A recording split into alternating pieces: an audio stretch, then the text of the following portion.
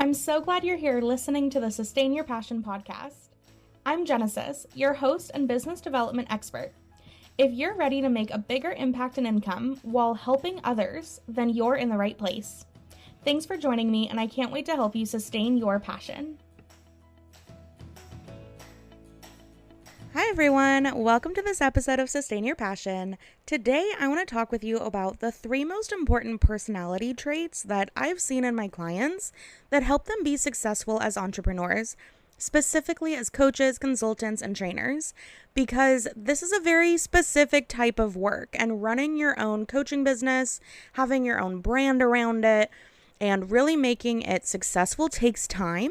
And that means that who you are as a person coming into this work will impact how you respond to things over that journey. And so I want to share with you 3 important personality traits, or, realistically, personality can be influenced. So these could even be reframed as skills that I want you to be thinking about. If you are in your first 5 years of business, you are probably going to have some highs and some lows. And so I hope hearing these 3 areas talked about today help you reflect on what of these skills do you already have? Do you want to sharpen any of them? Does your personality align with it already? Or do you have some mindset work to do to grow these traits and grow these skills so that you can continue growing your business? So the first area I want to talk about is resilience. Now, if you heard this term before as someone who has a few or a lot of disadvantaged identities in our society, or underrepresented identities, or oppressed identities, you might be really fucking tired of people telling you that it's important that you have resilience. And I want to call that out because I can remember times where I just wanted to have to not be resilient. I just wanted things to work. I just wanted life to be easier. I didn't want all the problems I had. I wanted to just coast for a while and float and honestly just fucking relax.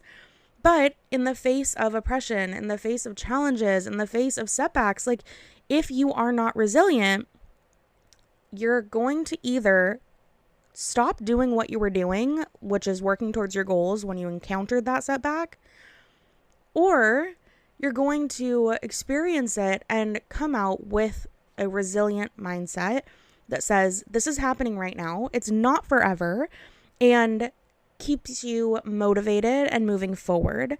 Because if you are committed to growing your business and your brand, you are inevitably, without any question in my mind, you will definitely experience things that you wish didn't happen in your business that are going to require you to really answer the question, how committed am I to my vision? And resiliency is the personality trait that will help you stay motivated, bounce back after those failures, and keep pushing forward to your biggest business goals. And there is not a single entrepreneur I have met that could not tell you about a dozen or more times where they were challenged to be resilient. And if you've done any work around having a growth mindset versus a fixed mindset, and if you've read Angela Duckworth, I think is her last name, any of her work on grit and resiliency, you may see that there is an air of privilege to it. There is a mindset of resiliency that is a privilege to hold. This is one of those privileges, though, that can be worked on and grown. Now, I believe that access to resources to learn how to improve your mindset should be more accessible. That's why I make this podcast. So if this is an area that you want to work on, something I want to challenge you to do today is to consider what was a recent challenge or frustration that has happened in your business or your life, and analyze it. I want you to write about it and then look at your writing and figure out what really happened, what were my options, what path did I take, and why did I take that path. This is going to help you see that you have been resilient before. You didn't give up before. You have resiliency and strength in you. And that is so important to call out from time to time, especially as an entrepreneur in your first few years of business, because if you don't see yourself as resilient, you may be more likely to choose the option that takes you off course to your biggest goals, because it is fucking hard to be resilient in the face of difficulties and challenges. And if you can work with your mindset to really see yourself as a resilient person, as someone that can overcome blocks, as someone that can handle hard things, you are way more likely to stay in the game of entrepreneurship, which a successful business is led by a business owner that gets up every time they fall down. And there is genuinely, like, I do not believe there is an entrepreneur, even those that come from like shit tons of privilege and were, fully funded by their parents or whatever, they face resilient or challenges that require them to be resilient too. So if we are talking about privilege and oppression within this space, I think it's just really important to remember that resiliency is a mindset. And while accessing that space in your mind to be resilient is something that can be developed, it's not always easily accessible. So I'm hoping if this is one that you struggle with, that you spend a lot of time when you experience setbacks reconsidering, like, am I actually going to go back to my business? Should I just close it? I don't know. I hope you do that activity I just walked you through and reconnect with your most resilient self, and do that regularly, especially before you're actively in the thick of having to be resilient. Because going into problems with the mindset of I am resilient, I can do this, I can overcome hard challenges and do hard things, then you are going to be so much better off. And you and your business and your brand and your future clients really need you to be resilient in the face of the challenges that are going to come your way as the leader of a business. Okay, so the second personality trait I want to talk with you about is empathy. Empathy is like the emotional intelligence, key to being a leader of a successful business and brand.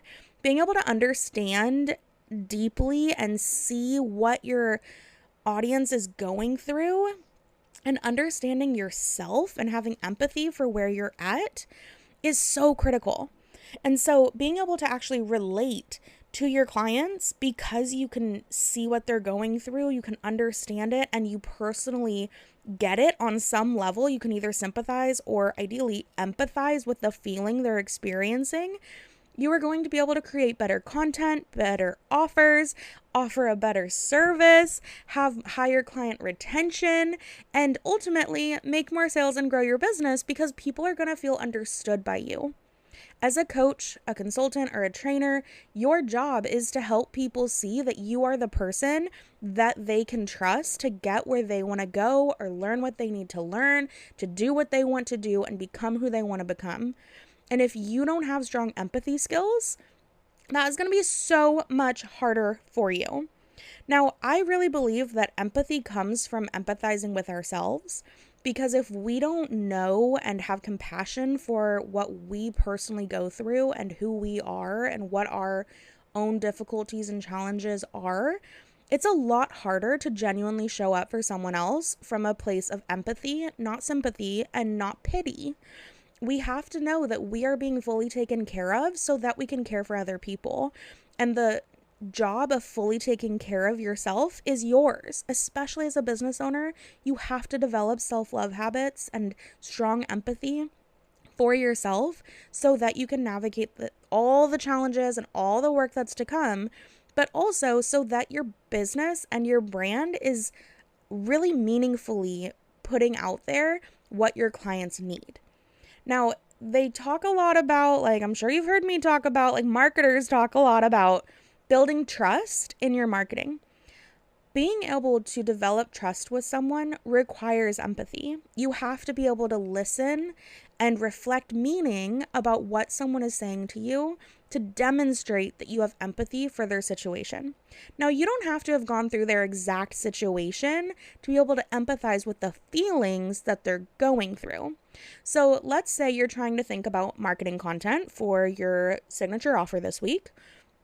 The way that you can flex your empathy skills is to sit down and write about the day that your ideal client is having today. What are they struggling with? What are the thoughts that go off in their head in the morning? What's on their to-do list? What do they wish they had more support in? What do they need to know to be able to change their behavior? And then ask yourself, why don't they have those things right now? And develop empathy for the fact that they are where they are and they want to be somewhere different. And then try to clarify, what is one message that they need to hear to continue on their path today, to feel a little stronger, to feel a little more understood, to feel a bit more compassion from you as their potential coach, consultant, or trainer that sees the problems and the goals that they have the same way as them. So try that exercise, see if you are able to create a bit more empathetic marketing content. And then if you have success with this, please message me and let me know.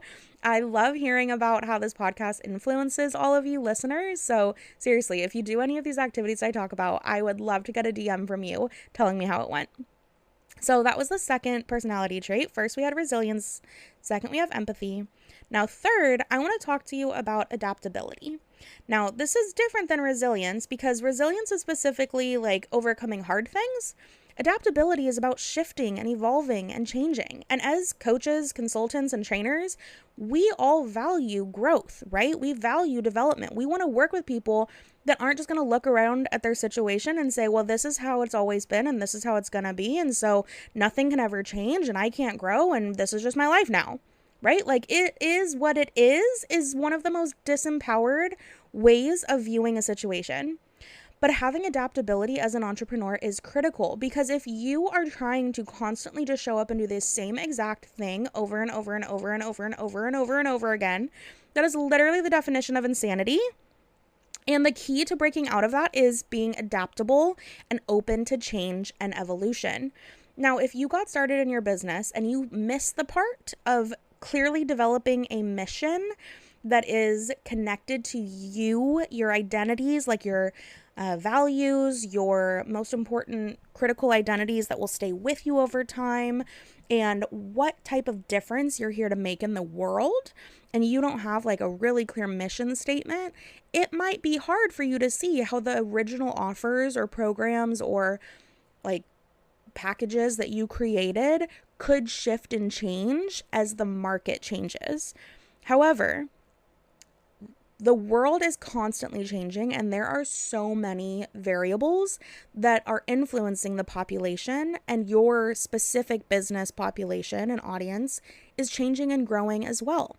So what they need to hear from you in your marketing messages, what they need to be offered from you in terms of your offers, like your courses or your packages, or your programs, is going to change over time too. But if you have a very clear mission statement, you can see how you can still be meeting your personal goals about why you started your business and really connecting to your meaningful why and your mission, even if that means you have to change your methods or your offerings and stay aligned to your brand because you did that work early on and you can reconnect to your why. Now, of course, even your mission statement can be adapted. So if you're finding that things just aren't working, but I really want to keep doing what I'm doing, you can take your same mission statement and then adapt what you're offering or how you're offering it. If you're finding I'm just getting really burnt out, I don't want to keep doing this type of work, then maybe it's time to go all the way back to the drawing board of why did you create your business in the first place and adapt your business mission statement to better align with who you are and what you want to do these days for your community. And that's totally okay. As an entrepreneur, you should have a mindset of being continuously improving yourself, your business, your offers, especially as a coach where your job is literally helping other people be more adaptable in their methods and their lifestyle and their goals to actually get where they want to go. Now, if you aren't quite sure how to flex this adaptability personality trait, here's an idea. I want you to think about if you had to offer something new, okay? If you had to do it, this is a thought experiment, right? If you had to offer something new, what would it be and why? Now, you probably already, if you're an entrepreneur and you are deeply connected to your audience, if you found my podcast and you listen to it, like chances are you're very in tune with your mission and your business and your audience and your clients, right? So you probably already occasionally, if not intentionally, are thinking about new offers. So this is just an invitation to sit down and get really clear on, if I had to offer something brand new today, give it just a little bit of structure, give it 5 minutes to write about, what would you be offering? And if you don't perfectly describe your current offers, maybe it's time to adapt and shift what you're offering, because it's totally fair to get bored over time. Entrepreneurs are typically super creative, and my audience, especially if you're neurodivergent, you are going to be shifting and changing all the time, and your creative energy will get, like, I'm just picturing a fire, like getting smothered if you continue to try to sell the same thing after you're bored of it. So if you are finding that you aren't wanting to show up in your marketing, you aren't really excited about making sales anymore, you're not really that into your offers, you just kind of do the bare minimum, it might be time for you to create something new. And that is part of continuing to be the leader of your business, is seeing when it's time to adapt and change and develop and evolve and allow that to happen. So try this out, set a 5-minute timer, ask yourself, if you had to create something because Genesis is making you, what would it be? And if it's not exactly what you offer already, consider if it's time to adapt your offers to meet you where you're at today, and see if that reignites some of your passion and interest in your business. And if things feel different after you've got this new offer out there, then chances are you need to start baking in development time into the way you manage your schedule as a business owner. Because sometimes what happens is we just get stagnant and we don't see it coming because we weren't stopping to check in on things like this. So give yourself the time and space you need to really continue to create offers that are meaningful to you today. And I can all but guarantee that unless you are as inspired and as interested in offering the exact same offers that you are currently offering by way of this activity, you probably have some work to do. And I bet you're going to feel a whole lot more passion for your business again if you do this activity. So there you have it, 3 personality traits that I think are really important to be a successful entrepreneur as a coach or consultant. First, we talked about resiliency, which is how to overcome challenges and setbacks and stay committed to your goals. Empathy, the ability to understand and relate to yourself and your clients, which starts by relating to yourself. So empathy is basically self-love in action for others. It is the heart of loving what you do and who you do it for. And adaptability, the ability to evolve and change, because constant improvement, continuous improvement has to be top of mind for a business owner, because the world is always changing, and that means your clients' needs as well as yours are also always changing. So we deserve to set aside time to figure out if we are really happy with what we're doing right now or if we need to tweak things, and then have the courage to go and make those changes so that we feel inspired, so that we can sustain our passions. Because there is nothing worse than seeing a passionate entrepreneur burn out because they just won't let themselves change.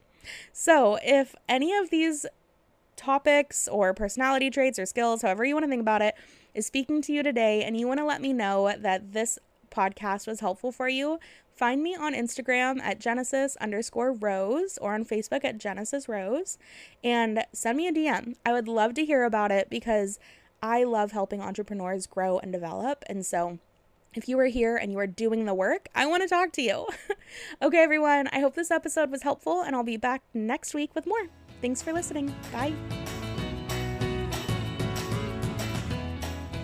Thank you so much for listening to this episode of the Sustain Your Passion podcast. If this episode helped you gain a bit more clarity, courage, or confidence, please share it with your friends on social media or in a text. It would mean the world to me. Thanks in advance for sharing this episode. I hope you have a great week, and I'll talk to you soon.